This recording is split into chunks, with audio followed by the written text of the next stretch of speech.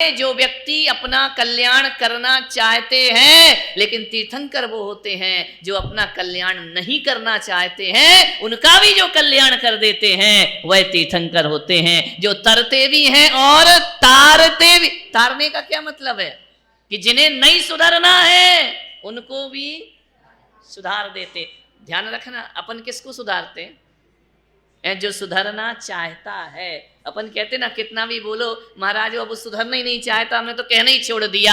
ये सामान्य लोगों के लक्षण है, ध्यान रखना है। जो सुधरना नहीं चाहता है उसको भी जो सुधारने की ताकत रखता है वो दुनिया में तीर्थंकर बनकर के पूजा जाता है। अरे जो कोयले को सूर्य बना देता है वह तीर्थंकर हुआ करता है। अरे जो कंकर को शंकर बना देता है वह तीर्थंकर होता है, और जो नर को नारायण बना देता है वह तीर्थंकर होता है। जो तरना नहीं चाहते उनको भी तार दे। ध्यान रखना, सामान्य केवली के साथ ये परिभाषा नहीं है, उनके साथ वही है जो तरना चाहेगा उसको तारेंगे, जो तरना नहीं चाहेगा उसको वो तार नहीं सकते हैं। ध्यान रखना, उनका छायिक दान आप प्रकट रूप में है, तीर्थंकर की लब्धियां प्रकट रूप में है। ध्यान रखना, विचार करना है, सोचना है। जो नहीं सुधरना चाहे उसको भी सुधार दे, है ना। जिसने सोचा ही नहीं है कि मुझे कल्याण करना है, जिसने सोचा ही नहीं है मुझे उद्धार करना है, उसके अंदर भी जो उद्धार की भावना जगा देते हैं वह तीर्थंकर भगवान हुआ करते हैं। विचार ही नहीं, उसके ख्याल में ही नहीं है कि मुझे कल्याण करना है, लेकिन वो यदि उनके पास पहुंच जाता है उसके भीतर भी कल्याण की भावनाएं जागृत हो जाया करती हैं, उसके जीवन को बदल देते हैं, उसके चिंतन को बदल देते हैं, उसकी सोच को बदल देते हैं, उसका आचरण बदल देते हैं। यह सामर्थ्य यदि किसी में, मेरे में वो सामर्थ्य नहीं है, मैं तो कहूंगा भाई जिनको दीक्षा लेना है वो आ जाए, लेकिन तीर्थंकर का जीवन वो होता है जिन्हें नहीं लेना उन्हें देखकर वह भी दीक्षा को धारण कर लिया करता है। ऐसी महिमा तीर्थंकर भगवान की होती है। विचार करना है, सोचना है। चक्रवर्ती का पद भी मिल जाए, अस्त्र शस्त्र सुदर चक्र लेकर के जाते हैं, लेकिन चक्र चलाते नहीं है, तलवार उठाते नहीं है। चक्रवर्ती का पद लेकर तीर्थंकर हुए, उन्होंने चक्र नहीं चलाए, अस्त्र शस्त्र नहीं चलाए, जो भी जाता था उन्हें देख करके उन्हें अपना भगवान स्वीकार। ये तीर्थंकर की महिमा है, ध्यान रखिए। जानवर भी जहां कल्याण की भावनाएं जागृत कर लिया करता है, समो शरण में चले जाएं त्रयंच आत्मा का बोध कर लिया करते हैं। यह ताकत केवल तीर्थंकर भगवान के पास होती है। वह जी एक श्वेतांबर समाज में बहुत अच्छी घटना आती है, मैंने पढ़ी, मुझे अच्छी लगती है, कि चंडकौशिक सर्प जिसके सामने जाने के बाद कोई जिंदा वापिस नहीं लौटता था, इतना उसका प्रभाव था, इतना भयंकर था। लाल लाल आंखें, डसना तो छोड़ो, यदि चंड कौशिक ने किसी को अपने नेत्रों से देख लिया वह भस्म हो जाया करता था। ध्यान रखिए, ऐसा वह चंड कौशिक सर्प महावीर के सामने गया। बड़ी प्यारी घटना है। जैसे ही महावीर के सामने गया, किस लिए गया था? वंदना करने, प्रणाम करने, नमस्कार करने। काय के लिए गया था चंड कौशिक? श्वेतांबर समाज जानते होंगे किस लिए गया था? डसने के लिए, मारने के लिए गया था। कोई उनको प्रणाम करने नहीं गया, कोई उनकी पूजा करने नहीं गया, वो ना उनकी वंदना करने गया, ना प्रणाम वंदना करने, वह गया था महावीर को डसने के लिए, कि जैसे जितने लोग आए जिसे डसा वो दुनिया में बचता नहीं। इसी भाव से गया था ना, मारने के भाव से गया था, शत्रुता के भाव से गया था। महावीर चले जा रहे, लोगों ने कहा भगवान वहां मत जाओ, वो चंड कौशिक का एरिया है, वहां जाने वाला कभी लौट के वापिस। महावीर ने कहा मुझे मेरी वहां बहुत जरूरत है, मुझे वहां जरूर जाना पड़ेगा। ध्यान रखिए, हमसे कोई कह दे कि यहां मत जाना, आपका प्रवेश नहीं, हम रुक जाएंगे, तीर्थंकर को कहो तो वो रुकते नहीं है। बोले नहीं, मुझे वहां जाना ही पड़ेगा, जाऊंगा।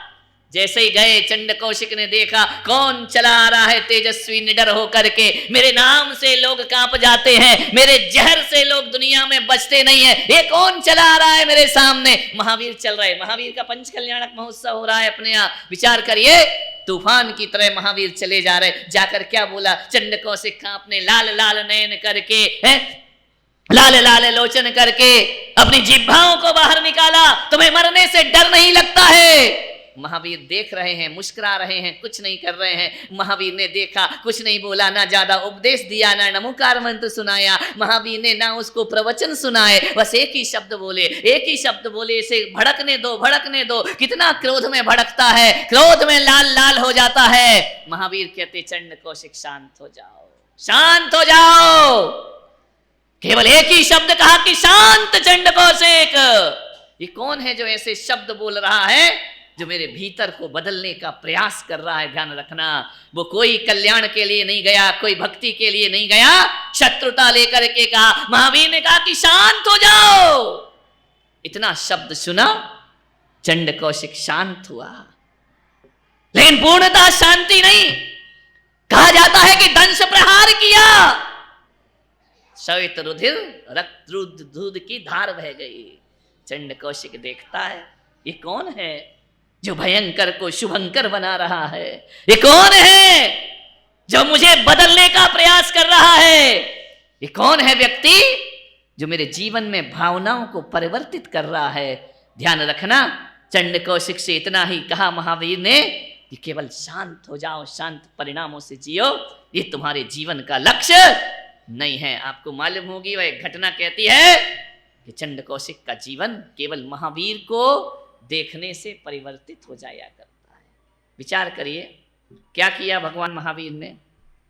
ना बड़े उपदेश दिए, ना प्रवचन सुनाए, खड़े हो गए एक शब्द में। आप बोलिए, आपकी वाणी में ये पंच कल्याणक जो यहां पर होने जा रहा है, ये भगवान का नहीं होने जा रहा। हकीकत में देखा जाए तो अपना पंच कल्याणक हो रहा है। महावीर की इस कथा से अपने को महावीर बनाने का प्रयास करना है। ध्यान रखना, महावीर तो महावीर बन ही चुके हैं। प्रतिमाओं में पंच कल्याणक करने से महावीर की भगवत्ता में कोई फर्क पड़ने वाला नहीं है। मूर्तियों को प्रतिष्ठित किया जा रहा है। मूर्तियों को प्रतिष्ठित करना आसान है, लेकिन अपनी चेतना में महावीर की प्रतिष्ठा करना बहुत कठिन काम हुआ करता है। अंतस में महावीर को उतारो। आपकी वाणी में मैं आपसे पूछना चाहता हूं, इतनी ताकत है किसी का गुस्सा शांत कर दे? है ताकत इतनी आपके जीवन में? इतनी साधना है? हाँ, ताकत तो बहुत है तुम्हारी जवानी में। इतनी ताकत, इतनी ताकत, इतनी ताकत कि जिस आदमी का गुस्सा करने का मूड भी नहीं है तो तुम गुस्सा दिला दो। बिल्कुल मूड नहीं है गुस्सा होने का। अच्छे मूड में आया, लेकिन 2 मिनट में ऐसा शब्द बोल दोगे कि बिना मूड के, बिना इच्छा के भी उसे क्रोध दिला सकते हो। तुम दिला सकते हो या नहीं?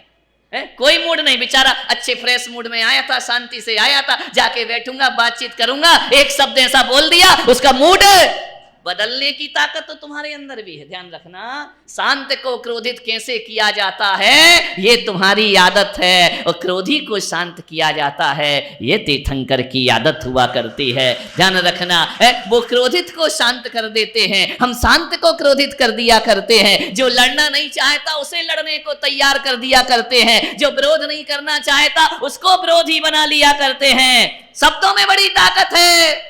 अभी किसी को भी आप गुस्सा दिला सकते हो, टेंशन दे सकते हो, तनाव दे सकते हो, ये आपके शब्द में ताकत है। तो मैं पुलक सागर आपसे इतनी कहना चाहता हूं, ज्यादा प्रवचन नहीं करना चाहता हूं, इतना ही कहना चाहता हूं कि जब बिना इच्छा के, बिना मर्जी के आप किसी को क्रोध दिला सकते हो, तो बिना मर्जी के उसके अंदर प्रेम जागृत क्यों नहीं करा सकते हो?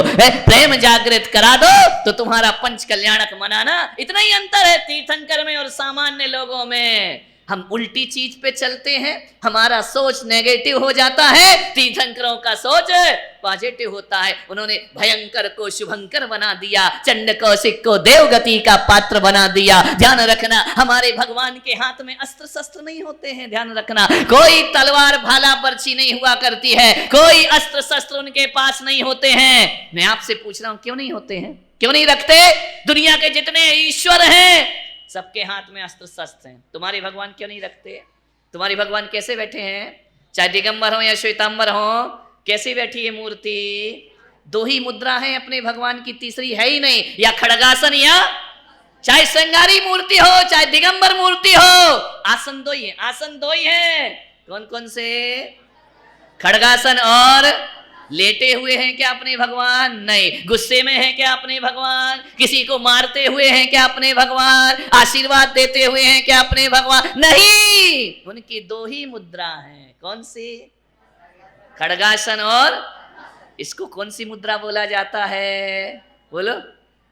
है ये वीतराग मुद्रा। दो ही हैं, तीसरी मुद्रा ही नहीं है।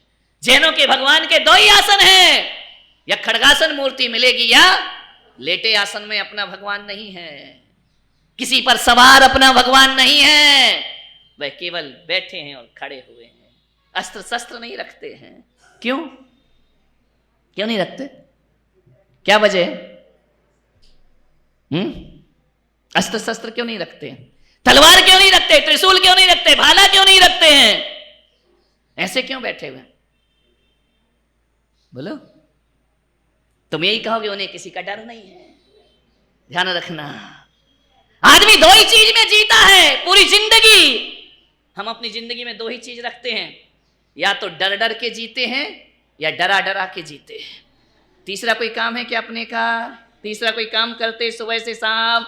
कमजोर को डराओगे और मजबूत से। दो के अलावा तीसरा काम क्या करते? सुबह शाम पूरी जिंदगी आदमी डर डर के जीता है, डरा डरा के जीता है। या तो आदमी डरता है या आदमी दूसरों को डरा। एक बात याद रखना, जो डरता है वह पाप है और जो डराता है वह महापाप हुआ करता है। एक बात ध्यान रखना, डर के सिवा क्या है तुम्हारे पास? बोलो। सुबह से शाम क्या है? या तो डरोगे किसी से या डराओगे किसी को। ध्यान रखना, महावीर यदि ध्यान रखना, ये दो चीजों से मुक्ति पाना है तो महावीर की शरण में जाना पड़ेगा। महावीर ना डरते हैं और ना किसी को डराया करते हैं, इसलिए वो अस्त्र शस्त्र नहीं रखते हैं, ना वो डरते हैं और ना वो तो एक ही संदेश देते, जियो और जीने दो। ना डरो और ना किसी को डराने का नहीं। घर में क्या करती बहुओं को? बोलो बोलो। पूजा करती ना मंदिर में, पूजा पाठ। डरो डराने के अलावा क्या करती हो? या तो बहू से डरोगी या बहू को। ऐसे लोग सामान्य लोग होते हैं, ये तीर्थंकर नहीं हुआ करते हैं। ध्यान रखना, ना वो डरते हैं ना डराते हैं। आपके शब्द में इतनी ताकत है कि किसी क्रोधी को शांत कर सको।